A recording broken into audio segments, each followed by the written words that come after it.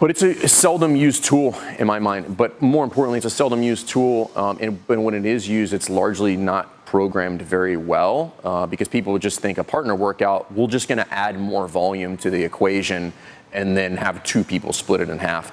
But if you kind of do that, you don't really give any guidance on what that should look like or how it should be executed or set some parameters on how the workout should be done. It's usually just kind of turns into a goat rope, and it's really not that effective of a workout. It's not that fun. It's just kind of, you can make anything sucky, right? If I push the number high enough, the workout just sucks. That's not the goal of a partner workout.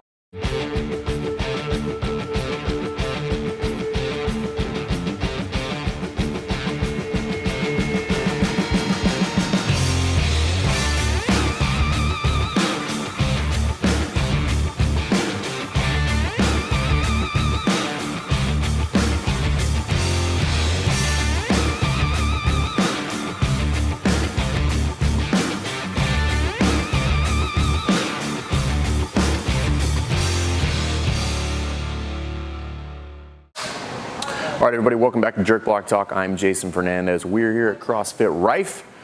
Today I want to talk about something that is a really, really good tool to utilize within your programming. However, I would argue that there's few people that I think do this very, very effectively. And when I say effectively, meaning like it pans out well for all athletes involved. And we're going to talk a little bit about partner WODs today.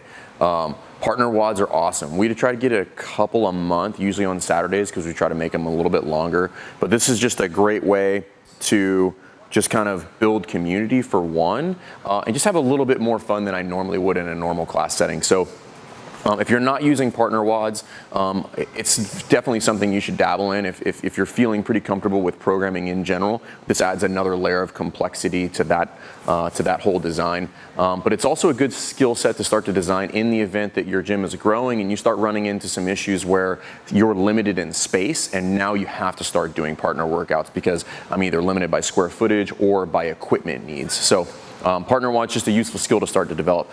So today we're going to talk a little bit about what are some effective themes with regard to partner WODs.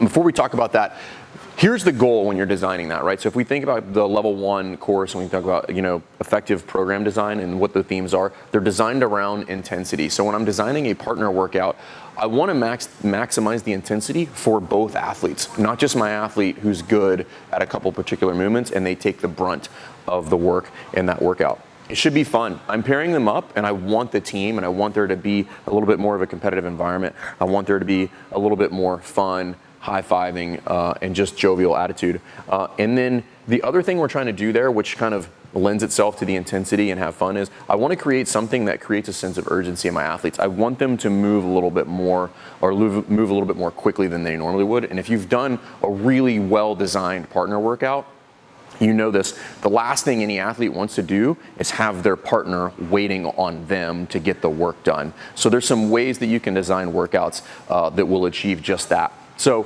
I've written a couple of them here. These are by all means not all inclusive. These are just a couple kind of like 30,000 foot ideas that will allow you to kind of start chipping away at the idea of designing a good partner workout, because there are such things as designing a bad partner workout. And that's just, a good partner workout is something that just looks like 100 of these 5 things, right? So I've got whatever, pick 5 movements you want. We're just going to do 100 of them each.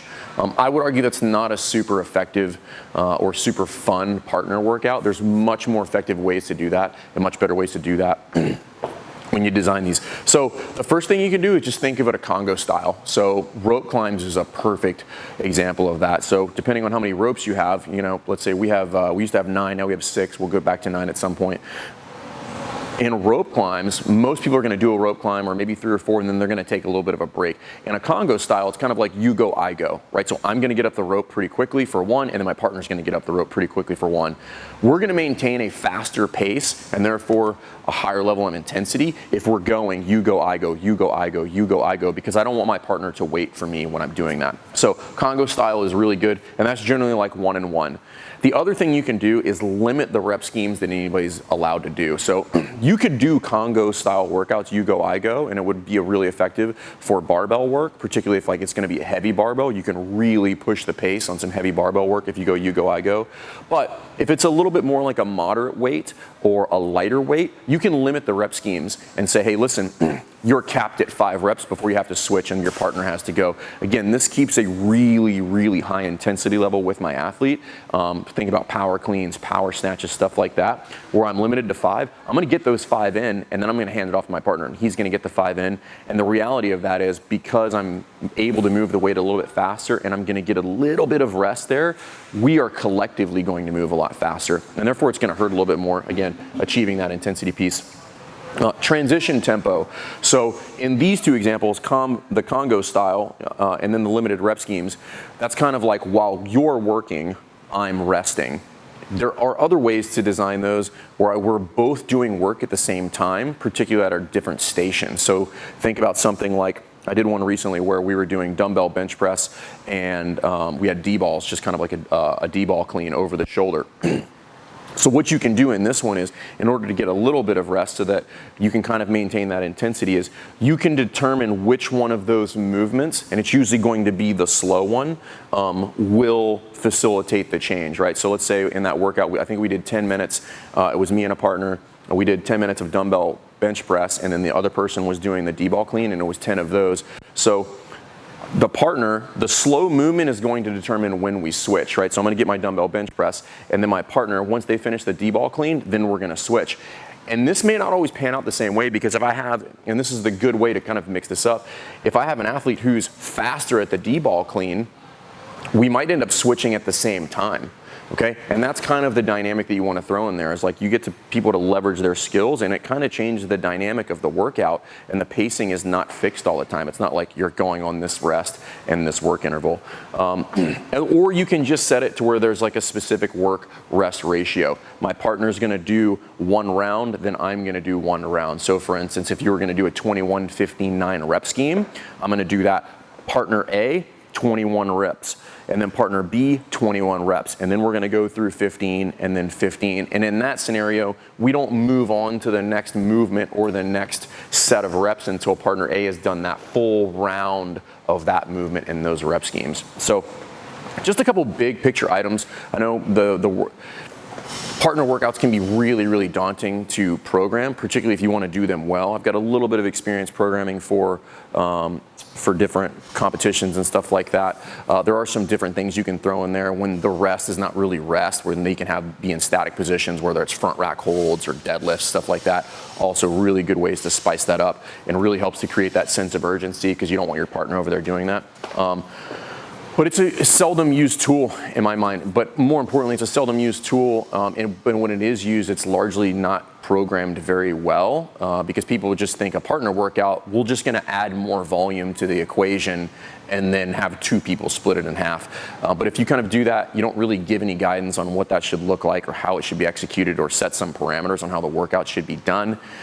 It's usually just kind of turns into a goat rope, and it's really not that effective of a workout. It's not that fun. It's just kind of, you can make anything sucky, right? If I push the number high enough, the workout just sucks. That's not the goal of a partner workout.